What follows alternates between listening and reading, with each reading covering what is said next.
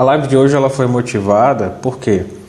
Porque eu estava conversando, uma vez eu coloquei nos stories, né, uma resposta em que eu citava aquela passagem de 1 Timóteo 3,15, né, que fala assim: a igreja de Deus é a coluna e o sustentáculo da verdade. E aí um seguidor ele foi lá comentar e ele comentou assim: tudo bem, mas em nenhum canto dessa passagem está dizendo que a igreja de Deus, essa igreja que São Paulo está falando, é a igreja católica, né? E aí eu fui conversar com ele, né? Então tá certo. E aí eu perguntei para ele: tá, é verdade, 1 Timóteo 3,15 fala que a igreja de Deus é a coluna sustentáculo da verdade, mas você concorda que Cristo, na sua palavra, nos daria as características da igreja que ele fundou, justamente para não confundir os fiéis? Você concorda com isso? Porque em Mateus 5,14 ele fala que vós sois a luz do mundo, né? E que uma cidade que está sobre a montanha, né, ela é vista, né, ela é admirada de longe. Então, diga aí, Davi, então a igreja que ele fundou, ela é visível, ela é clara, ela é identificável, né? Mateus 5,14. E eu perguntei: então você concorda que Cristo, ao fundar a sua igreja, né, na sua palavra, ela nos daria as características, né, desta igreja, para que os fiéis não se confundissem e eles soubessem identificar qual é essa igreja que Cristo fundou? E aí o rapaz que comentou lá na resposta disse: não, concordo. Então chegamos num ponto, né? A gente tem que saber o que é que a Bíblia diz a respeito da igreja, né? Quais são essas características que a Bíblia dá a respeito da igreja que Cristo fundou, né? E a outra coisa que motivou essa live foi porque eu estava conversando, acho que foi essa semana, com a senhora, e aí ela soltou a pérola dizendo que a igreja católica não era cristã. E aí eu fiquei: poxa, vamos lá, né? Então eu separei aqui, eu fiz uns tópicos, né? Eu separei 6 tópicos que diferenciam as igrejas entre si, por assim dizer. Então, o rapaz concordou, é verdade. Então, Cristo, na sua palavra, vai dizer qual é a igreja que ele fundou e quais são as igrejas que existem, né? A gente tem a igreja romana, a gente tem as igrejas ortodoxas, igreja José. A gente tem os vários ramos do protestantismo, temos os testemunhos de Jeová e temos os mormons. Digamos assim, esse é o resumo, né? Então resta saber qual dessas igrejas se adequam perfeitamente às características que a Bíblia dá a respeito da igreja que Cristo fundou. Porque Mateus 5,14, a igreja que ele fundou identificava, é visível. Ele, em sua palavra, nos daria as características para que não nos confundíssemos, né? E eu separei 6 tópicos que dividem essas igrejas entre si, justamente por causa do tempo limitado. E quais são? Anotei aqui: Eucaristia, papado, justificação, Cristo, tradição, batismo. Vamos começar do começo, por assim dizer. Pois é, né? Os mormons são o quê, né? Mas eu vou falar sobre isso. Vamos começar do que é mais central. Cristo é Deus.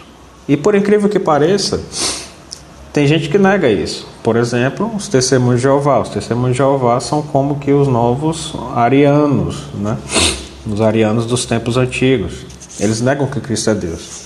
E o que é que a Escritura fala a respeito de Cristo? Isso é interessante porque eu estava vendo um debate de 2 judeus com 2 cristãos, mas eles eram protestantes, mas enfim, o tema era sobre a divindade de Cristo. E em um determinado momento o judeu fala assim, o rabino fala assim: olha, Jesus nunca disse que ele era Deus. Mas será mesmo? Você pega, por exemplo, João 10,30, ele fala: eu e o Pai somos um, né? João 12,45, aquele que me vê, vê ao Pai. Como é que começa o prólogo? O prólogo do Evangelho de João, como é? No princípio era o Verbo, e o Verbo estava com Deus, e o Verbo era Deus, né? Você vai ver também lá em Apocalipse, né? Apocalipse 1,8, Apocalipse 1,17. Opa, livrinho aqui não pode cair. Você também vai ver, por exemplo, em Romanos 9,5, São Paulo vai falar: descende Cristo segundo a carne, o qual é sobre todas as coisas Deus bendito para sempre. Então cremos que Cristo é Deus e a Escritura está dizendo que Cristo é Deus. Então aquelas igrejas, aqueles grupos que negam que Cristo é Deus, então não são a igreja de Cristo, né? Então a gente já descarta aí os testemunhas de Jeová, pois eles negam essa verdade. Você pega, por exemplo, os mormons. Os mormons, eles creem que Deus Pai é Deus, que Jesus é Deus e que o Espírito Santo é Deus. São três deuses, não, eles creem nisso, não é um Deus em três pessoas, né? E tem outros que, por sua vez, negam não mormons, mas que negam a divindade do Espírito Santo. Veja, por exemplo, aquele episódio em Atos 5, versículo 3 a 4. Ananias, ele vai e mente para Pedro. O que é que Pedro fala? Eu estou aqui com a Escritura, ele fala assim: Ananias, por que Satanás encheu teu coração para mentir ao Espírito Santo e reter para ti parte do dinheiro do terreno? Preste atenção. Conservando, acaso não permaneceria teu? E vendido, não podias ficar com dinheiro? Aí agora ele diz: por que tramaste esta ação em teu coração? Não mentistes a homem, mas a Deus. Então ele chama o Espírito Santo de Deus. Então veja só, nosso Senhor Jesus Cristo é Deus. Com isso a Bíblia dá essa característica da Igreja de Cristo, que ela sustenta, ela crê que Jesus Cristo é Deus. Então aí já descartamos, até boa noite, Marcelo, a gente já descarta os testemunhos de Jeová e já descarta também os mormons em relação a que há um só Deus em três pessoas.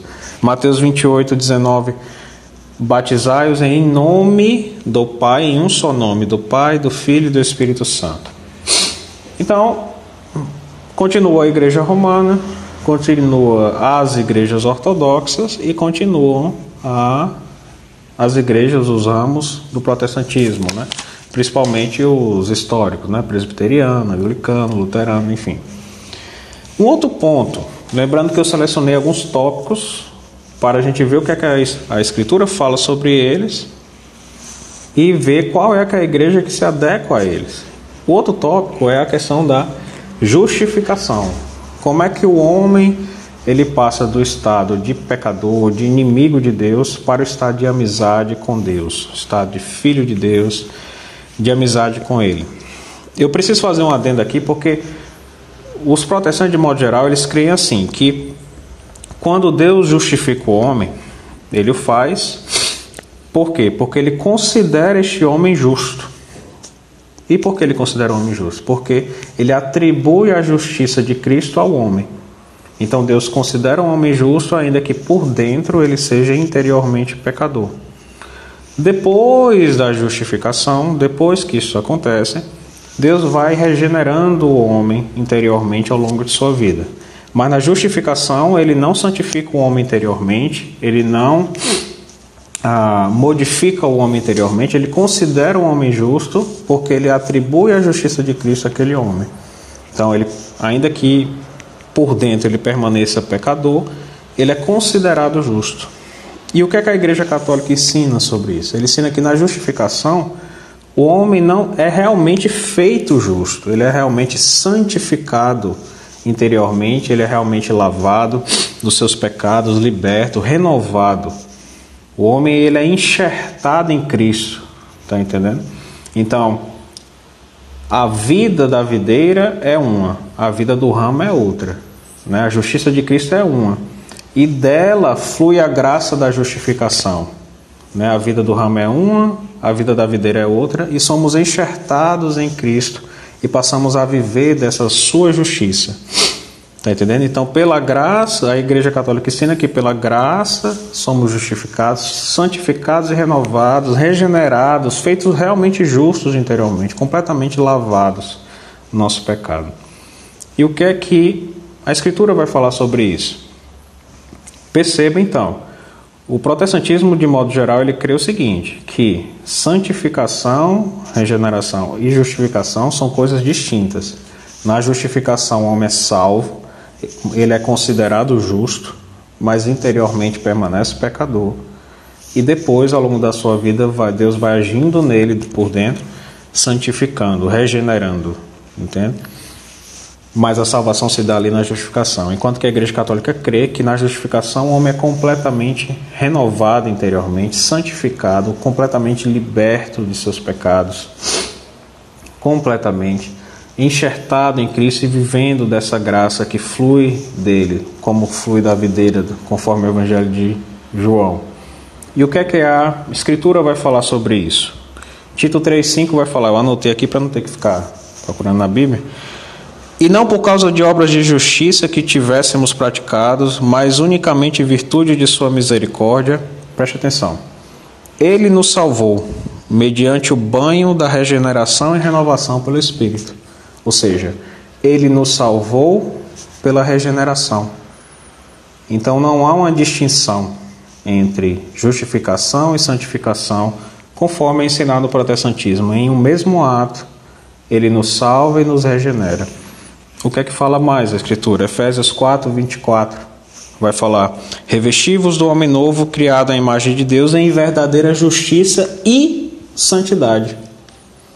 Revesti-vos do homem novo, criado à imagem de Deus, em verdadeira justiça e santidade. Justiça e santidade ao mesmo tempo, não em momentos distintos. O que mais? Romanos 5,19. Presta atenção nessa parte.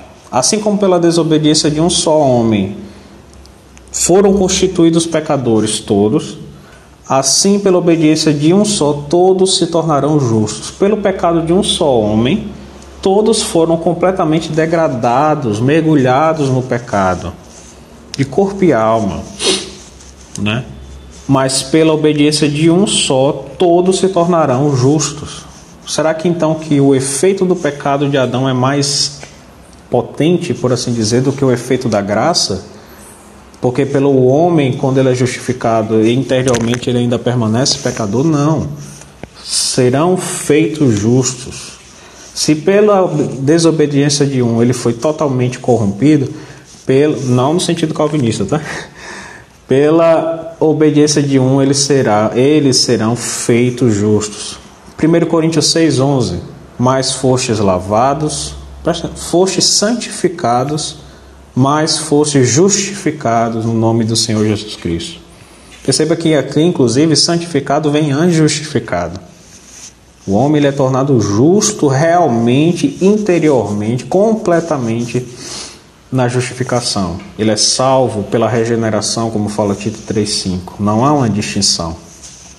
Então veja só, com isso, basicamente já descartamos todas as denominações protestantes da descrição que dá a Bíblia a respeito da igreja que Jesus fundou. Mas continuemos. O outro tópico que eu coloquei, eu já falei dois. Falei da justificação, e a memória hoje está ruim. Falei de Cristo ser Deus. O terceiro tópico que eu coloquei é o batismo. Como vocês devem saber, há uma grande diferenciação entre as igrejas protestantes a respeito do batismo. Por exemplo, o presbiteriano batiza crianças. O batista não batiza. O presbiteriano e o batista, eles não creem que o batismo salva, mas o luterano crê, né? Então há uma grande diferenciação. E o que é que a Bíblia ensina a respeito do batismo? Será que o batismo salva, né?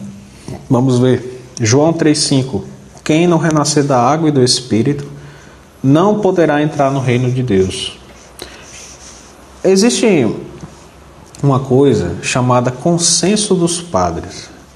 O que é isso? É quando a grande, esmagadora maioria dos santos padres, dos primeiros pais da igreja, aqueles grandes doutores, bispos, padres, diáconos, enfim, leigos, eles têm um consenso a respeito de uma passagem bíblica. Isso é raro, muito raro. Você quer saber qual passagem bíblica eles têm consenso? É uma delas, né? Quase nenhuma, mas essa aqui é. João 3,5 fala da regeneração batismal, fala de que o batismo salva. Quem não renascer da água e do Espírito não poderá entrar no reino de Deus. Então, teoricamente, a gente já descartou os batistas, os presbiterianos, enfim. Mas continuemos. 1 Pedro 3,21. Esta água prefigurava o batismo de agora, que vos salva. O batismo salva. Tito 3,5, como eu falei, lavados pelo banho da regeneração. Colossenses 2, 12 e 13, mortos em pecado e trazidos à vida com Cristo pelo batismo. Colossenses 2, 12 e 13. 1 Coríntios 6, 11, fostes lavados, fostes santificados, fostes justificados. Atos 2, 38 também, né? Discurso de Pedro, ele vai falar: arrependei-vos dos seus pecados e sede batizado em nome do Senhor Jesus, né? Então o batismo salva. Então os luteranos estão certos, realmente o batismo salva. Só que eles caem naquele ponto da justificação que eu falei há pouco. Um quarto tópico a respeito das características da Igreja de Cristo. A Igreja de Cristo, ela sustenta a verdadeira doutrina a respeito da Eucaristia, é claro, né? E o que é que a Bíblia fala a respeito da Eucaristia, né? Se você for ver Mateus 26, 27 e Marcos 14, 22, 24, vai dizer assim: tomai e comei, isto é o meu corpo. Tomai e bebei, porque isto é meu sangue. Um parêntese aqui. Vocês entendem quando a gente diz assim: a missa é um sacrifício incruento? Vocês entendem isso? Conseguem compreender quando um teólogo ou o próprio padre fala isso? A missa é um sacrifício incruento. Quando há a consagração, como é feito? Eles repetem a mesma coisa, o ato que Cristo fez na última ceia, correto? E como é que Cristo fez? Ele consagrou o pão e depois consagrou o vinho. Se você separa o corpo do sangue, o que é que acontece? Você morre, né? Então ali é a forma, né? O modo, né? De você compreender a separação do corpo e do sangue, né? A consagração separada do pão e do vinho, que se torna o corpo e o sangue de Cristo. E ainda a Eucaristia vai ser falada lá em 1 Coríntios 11, 24 e Lucas 22, 19. E é interessante porque outro dia eu estava vendo um protestante que disse assim: a Igreja Católica, ela interpreta literalmente, né, quando fala que o pão se tornou corpo, né? Então era para ela interpretar literalmente quando fala: este é o cálice do sangue. Então, na verdade, a transubstanciação é transformar como que o vinho num cálice. Não. Jesus fala: este pão é o meu corpo e este vinho é o meu sangue. E aquilo ali deixa de ser pão e passa a ser vinho, não porque estamos vendo uma mudança externa, mas porque cremos naquele que disse. Aquele que disse é o Verbo encarnado, é a segunda pessoa da Santíssima Trindade. Ele diz: faça-se, e a coisa faz, né? Então cremos na autoridade daquele que fala. Então veja só, temos mais uma característica, né? A Igreja de Cristo crê que o pão é o corpo de Cristo, não simboliza o corpo de Cristo, não é uma comunhão como que espiritual, não, é o corpo de Cristo. E outro tópico a respeito das características da Igreja de Cristo que a Bíblia fala, a questão do papado, né? Eu estava conversando com ele, com este rapaz que motivou a live, ele dizendo assim: não, mas não quer dizer que Pedro tenha sido o pastor da igreja. Veja só, o que é que a gente vê lá em Mateus 16, 18? Tem a instituição, né? Cristo promete que vai fundar a sua igreja e diz para Pedro e diz assim: eu te darei a chave do reino dos céus. Vocês entendem de onde isso vem? Isso é uma referência lá de Isaías 22. O que é que tem em Isaías 22? Isaías 22, o rei vai estar ausente e ele dá a chave do reino para o seu primeiro-ministro, tornando a autoridade visível na ausência do rei. Agora, vamos trazer aqui para o Novo Testamento. Cristo diz e vai e não somente diz, ele vai e dá a chave do reino dos céus para Pedro. E depois o que é que acontece? Ele morre, ele ressuscita, e aí depois ele sobe ao céu, né? Então, veja o paralelo. O rei de Israel, ele vai embora e deixa a chave do reino para seu primeiro-ministro. Jesus, que é o cumprimento de tudo aquilo prometido no Antigo Testamento, prefigurado, ele ressuscita e vai embora, né? Ele sobe ao céu e deixa a chave do reino para o primeiro-ministro, por assim dizer, que é Pedro, tornando Pedro o chefe visível da igreja. A igreja, a cabeça da igreja é Cristo, a cabeça invisível. Eu não estou vendo Cristo aqui, ele está no céu, mas a cabeça visível é Pedro. O que é que fala Lucas 22:32? Ele diz assim: Pedro, Satanás quis, em outros termos, te pegar, mas eu orei por ti, para que a tua fé não desfaleça, e tu, uma vez convertido, fortaleça, confirme os teus irmãos. Qual é o papel de um pastor? Não é confirmar a fé daqueles que estão sob o seu cuidado, não é? É claro que muitas vezes nas nossas paróquias isso não acontece. Você entra numa missa, vai para uma milícia, é mais abalado que... né? Mas este é o papel. E João 21:15-17 vai falar: apacenta minhas ovelhas, apacenta meus cordeiros. Esse não é o papel de um pastor. E ele não fez distinção, ele falou de todos. Apacenta meus cordeiros, apacenta minhas ovelhas. Ele não disse, olha, apacenta esse e não aquele. Ele disse de todos, né? Então, com isso, já eliminamos também as igrejas ortodoxas, que, digamos assim, são aqueles mais próximos de nós. A diferença é basicamente essa questão do papado e a processão do Espírito Santo. Mas é basicamente, tem outros, mas é basicamente essas duas. Então veja só, vejam os tópicos. Ficou faltando um, sim, a questão muito importante da tradição apostólica. Tradição apostólica também é palavra de Deus. Veja, por exemplo, 1 Tessalonicenses 2,13. O que é que Paulo fala? Ficamos felizes porque vós recebeste essas palavras não como palavras de homem, mas como aquilo que elas são, palavra de Deus.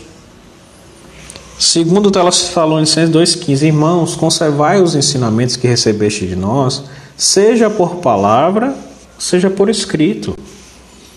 A igreja, quando fala de tradição, ela não está falando de tradição de homens, né? Tradição de homens é, por exemplo, essa doutrina, a proteção da justificação. O próprio McGrath, lá no Justicia Dei, o livro, ele reconhece que jamais foi ensinado em 1500 anos de cristianismo. Não, quando ela fala disso, ela está falando de tradição apostólica. A tradição que é dos apóstolos. E que, portanto, vem de Deus. Porque o que é que fala Lucas 10? Lucas 10, 6. Aquele que vos ouve, a mim ouve. Aquele que vos rejeita, a mim rejeita. Então veja só. Cristo é Deus, né? Isso a Escritura está falando. A justificação é um ato em que o homem é, sim, feito justo e santificado interiormente. Citei várias passagens. Pedro é estabelecido como que o primeiro-ministro, né? A autoridade visível, fazendo um paralelo com Isaías 22. Veja que o batismo salva, né? Quantos não reconhecem, mas o batismo salva.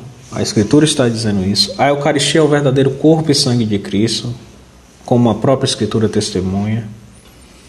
Então, qual destas igrejas cumpre perfeitamente as características que a Escritura dá? Qual dessas igrejas? Nós temos a Igreja Romana, nós temos as igrejas ortodoxas, nós temos os vários ramos do protestantismo, nós temos os testemunhos de Jeová, nós temos os mormons, né? Os testemunhos de Jeová não creem que Cristo é Deus, então, como eu já mostrei aqui, cai fora. Os mormons creem que há como que 3 deuses, cai fora. Mateus 28. Em nome do Pai, do Filho e do Espírito Santo. Em nome. Cai fora. Né? Os batismos salvo. Citei aqui. João 3,5, Tito 3,5, 1 Coríntios 6,11. Batismo salvo. 1 Pedro 3,21. Sai batista, sai presbiteriano, sai um monte de ramo do protestantismo. Mas também ficam vários outros que creem que o batismo salva. Tudo bem. E a justificação? O homem, ele é considerado justo porque a justiça de Cristo é atribuída a ele e ele permanece interiormente pecador e depois ele é regenerado ao longo da vida, santificado ao longo da vida, né? Mas o que salva é a justificação. A Escritura nega isso. Na justificação, o homem é feito justo, santo, livre de todos os seus pecados, completamente regenerado e renovado. 1 Coríntios 6,11, Tito 3,5, Efésios 4,24 e aí vai. Romanos 5,19. Sai todos os ramos do protestantismo.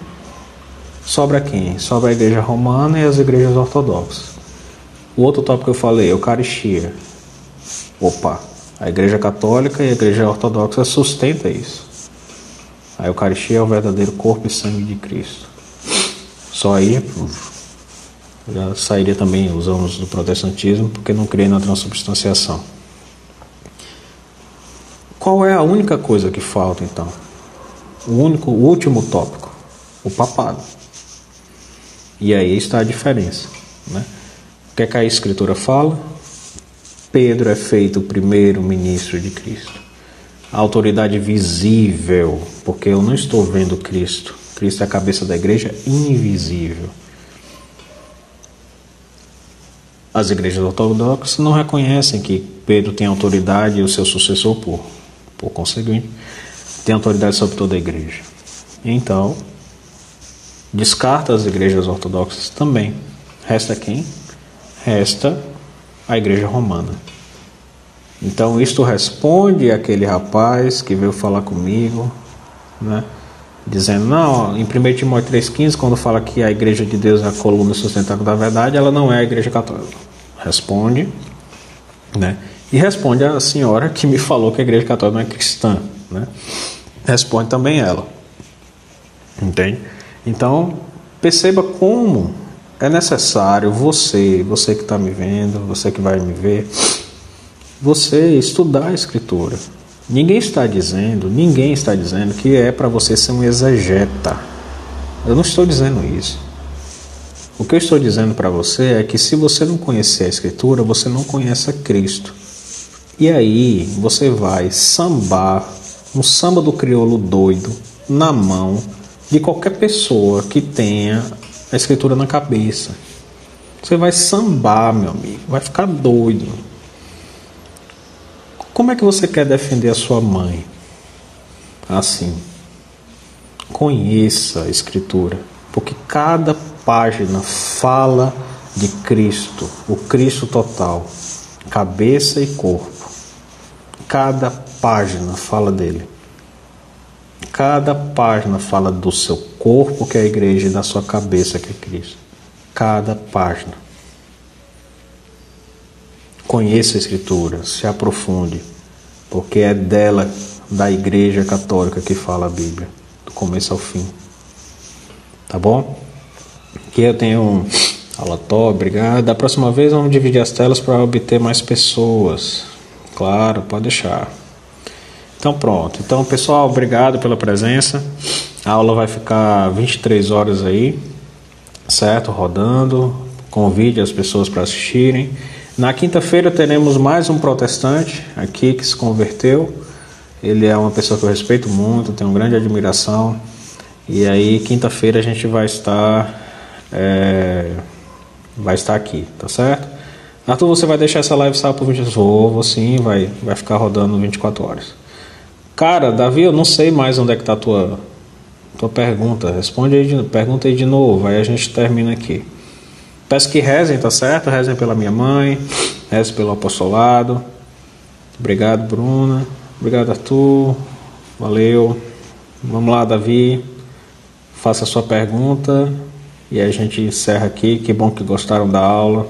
Vamos só tirar essa dúvida aqui do rapaz, que tá demorando infinitamente. Bora, Davi, eu tenho um menino para botar para dormir, cara. Mas obrigado, pessoal. Essa aula vai ficar 24 horas aí online, tá bom? E aí vocês podem assistir, tá certo? Davi, cara, fica pra próxima. Fica pra próxima essa tua resposta, tá demorando demais. E aí, Scott Hahn vai ser convidado da live. Deus queira. No Evangelho de hoje, Jesus disse para a hemorroísa que a fé dela salvou. Comenta aí, é uma fé que opera pela caridade, né? Uma fé que opera pela caridade, Galatas 5:6. Sempre vai ser, sempre vai ser. A Maria, cheguei no final, mas a live vai ficar 24 horas, certo? Pode fazer um live sobre os pares apóstolos, a gente pode ver isso aí. Tema que não falta, meu filho. E o ano tem mais de 50 semanas, então tema que não falta. Posso gravar essa aula e colocar no grupo do WhatsApp? Cara, eu vou dar um método para vocês obterem todas essas aulas, tá certo? Essas aulas, essas lives, porque todas as lives das entrevistas com os protestantes, junto com o material em PDF, junto com bibliografia, junto com resposta, todas elas já está sendo enviada toda semana por e-mail. Você entra lá no link da bio, é o primeiro linkzinho, você clica lá, cadastra seu e-mail, você recebe, tá? Mas essas outras, que são as lives da terça, eu ainda vou colocar, então por favor, não faça isso não. Tá bom? Então pronto. Valeu, pessoal, Deus abençoe, grande abraço, até a próxima.